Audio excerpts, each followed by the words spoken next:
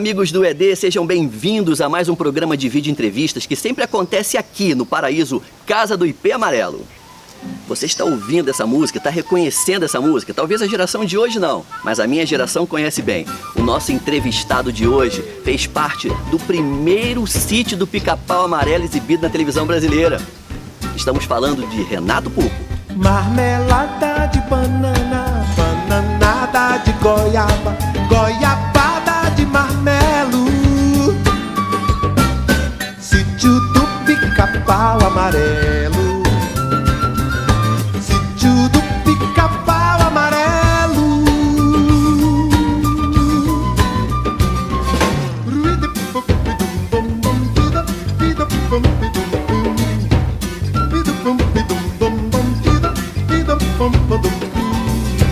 Boneca de pano é gente, sapuco de milho é gente, o sol nascente é tão belo. Pupo, muito obrigado por ter aceitado o nosso convite, participado Você em Destaque. E quem estiver nos assistindo vai saber por que você é destaque.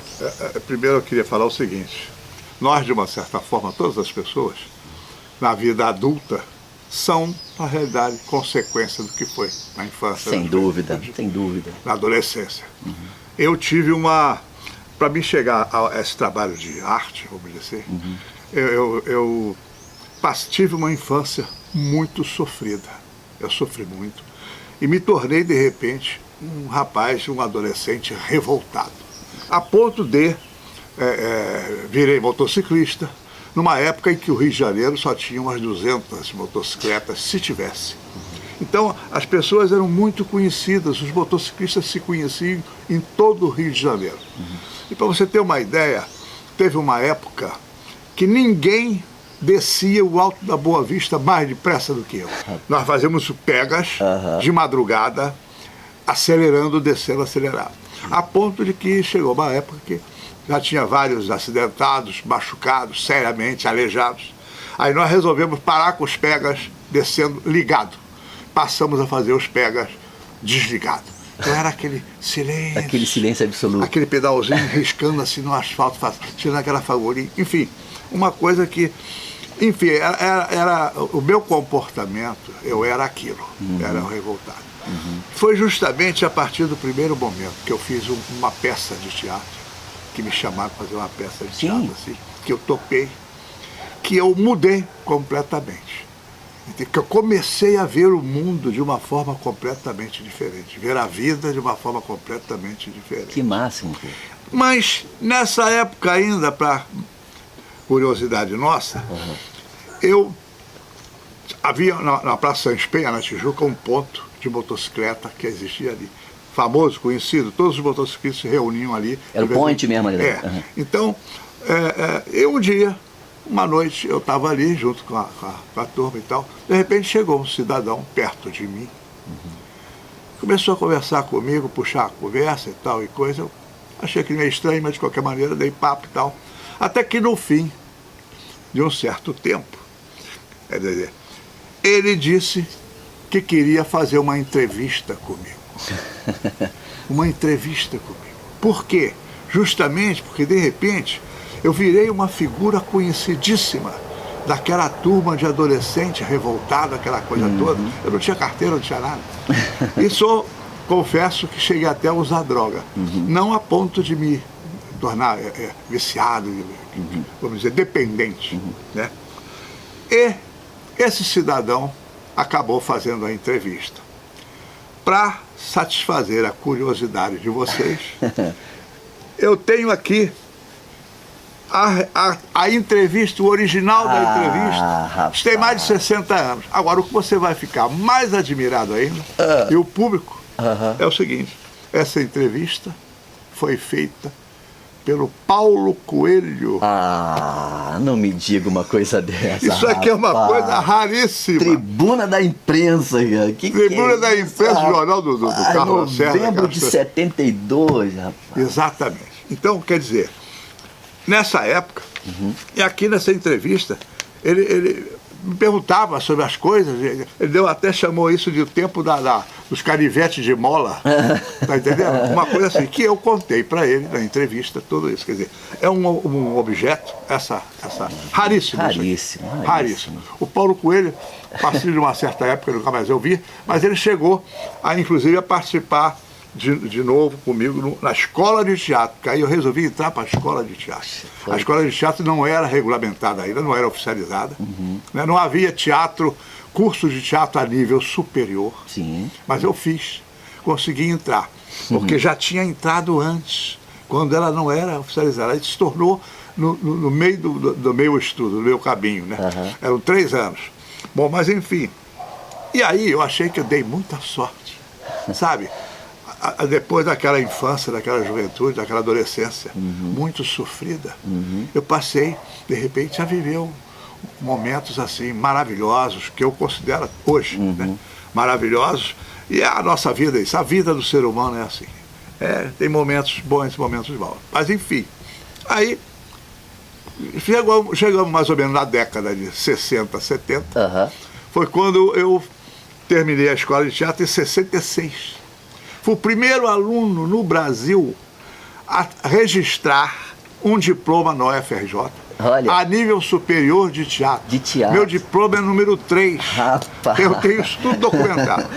Que sensacional. Mas enfim, essa aqui foi a primeira peça de teatro que eu fiz. Entendeu? A primeira peça de teatro que eu fiz. Depois fiz vários trabalhos com vários diretores e autores, né, do teatro na época. Isso aqui, por exemplo, você está vendo? É o Jornal do Brasil. Sim. Primeira página do Caderno B do Jornal do Brasil. Eu fazia o Cônego Vargas, do Machado de Assis. Rapaz, que público é esse? Na rua, era teatro de rua. Era Derbal Freire Filho, que até pouco tempo estava com um programa na TV Brasil, né?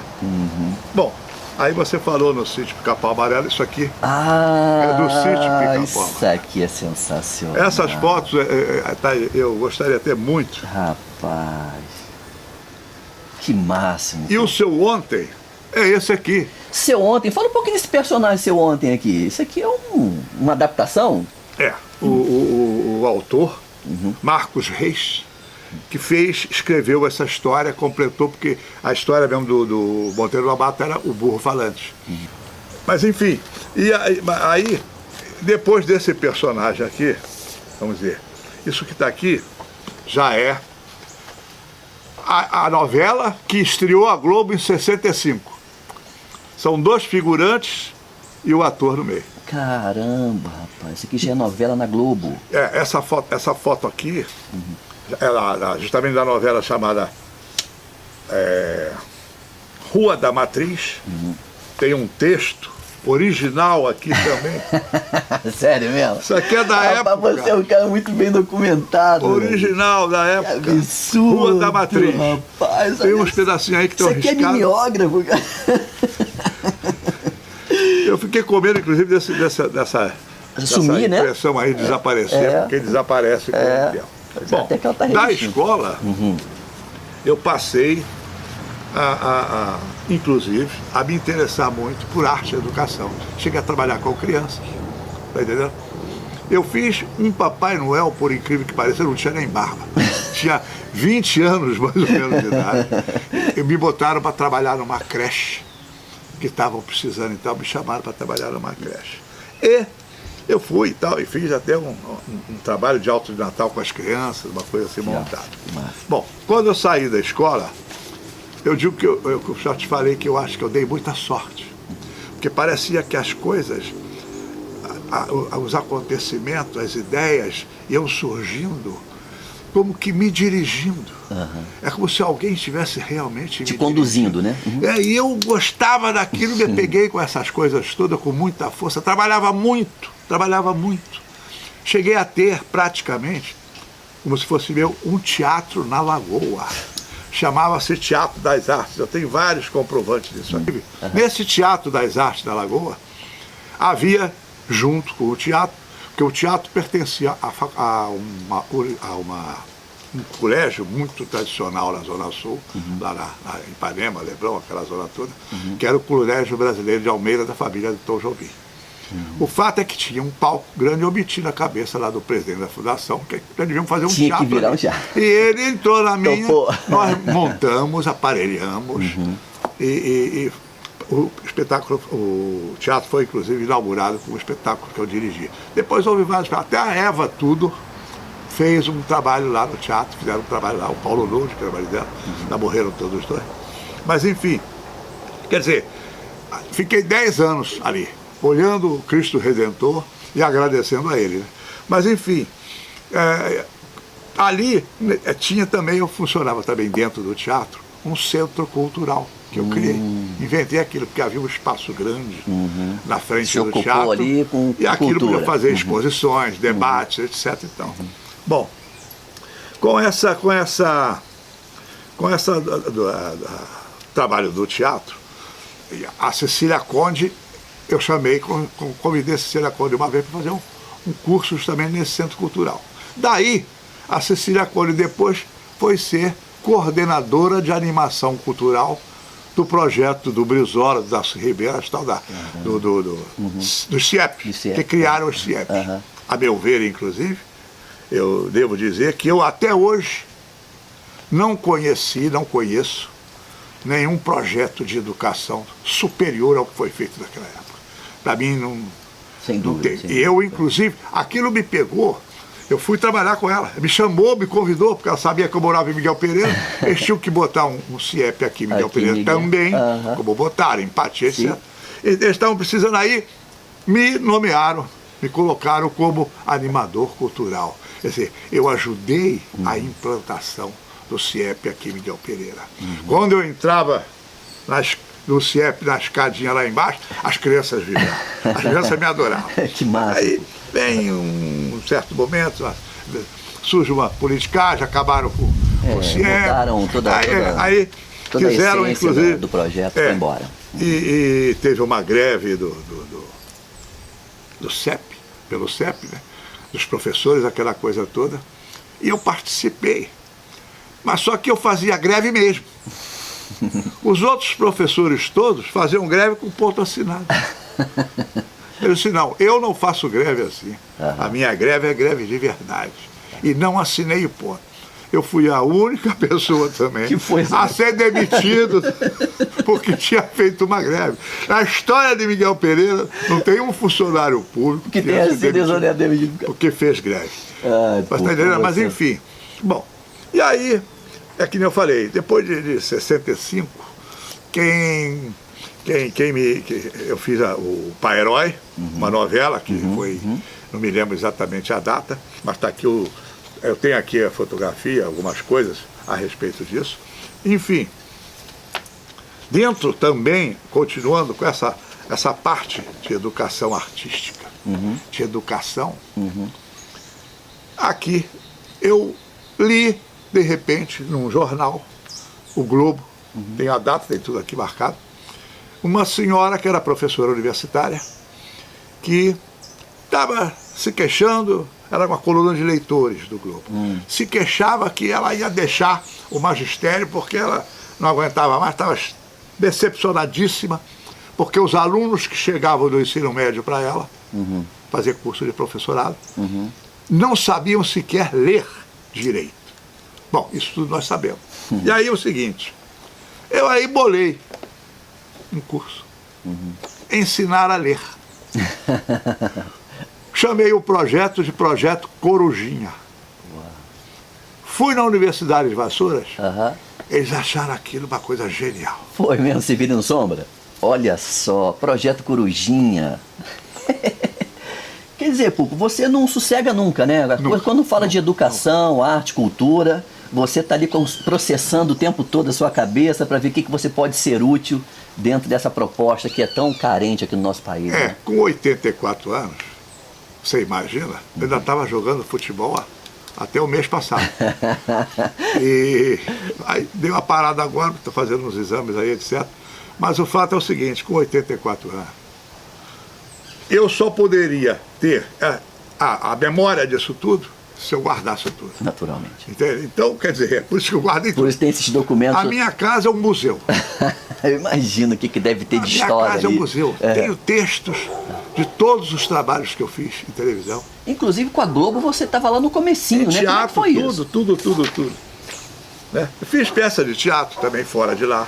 Essa aqui, por exemplo, uma peça do Brecht, que era a Faine, Susana Faine, que fazia a personagem principal, que era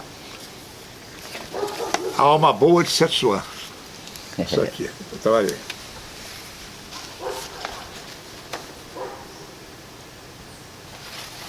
Isso aqui Muita história, é um pô. Papai Noel, Muito. um especial da Xuxa de fim de ano. Ah, Isso aqui já é uma outra coisa que eu digo que eu dei sorte. Após terminando a escola, o Rato, Jane Rato, que era um dos maiores diretores de teatro que existia na época, não sei nem se ele já morreu, não tenho notícia disso. A Tatiana a Memória, que foi a secretária de projetos especiais do CIEP, a mulher dele. Mas enfim, isso que está aqui, um alto, que era a forma de teatro da época medieval, eram os altos. Né? Porque a história do teatro é assim, ela começa com a tragédia grega. E o Aristóteles, falando sobre a tragédia grega, falou tudo. Ninguém fala mais nada de diferente. Ninguém consegue avançar. Hoje as novelas apresentam justamente uma característica principal que o Aristóteles colocou para o drama. o drama. Chamou aquelas tragédias que ele estava vendo na frente dele, Sófocles, Eurípides, só gênios, discípulos de Sócrates. Né? E hoje todo mundo rezando na mesma cartilha, não tem como. Não tem jeito. Não tem Você vê jeito. que as novelas... Então, esses autores todos estão por dentro mais ou menos disso. Porque eles sabem que você precisa ter um conflito, porque senão não fica nada caracterizado. Arte dramática. Arte dramática. Arte dramática.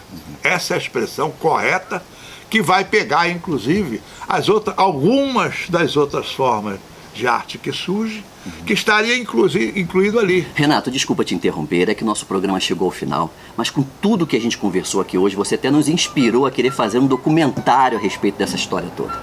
Então eu quero te agradecer imensamente em nome de toda a equipe do Em Destaque por essa grande, brilhante entrevista. Muito obrigado.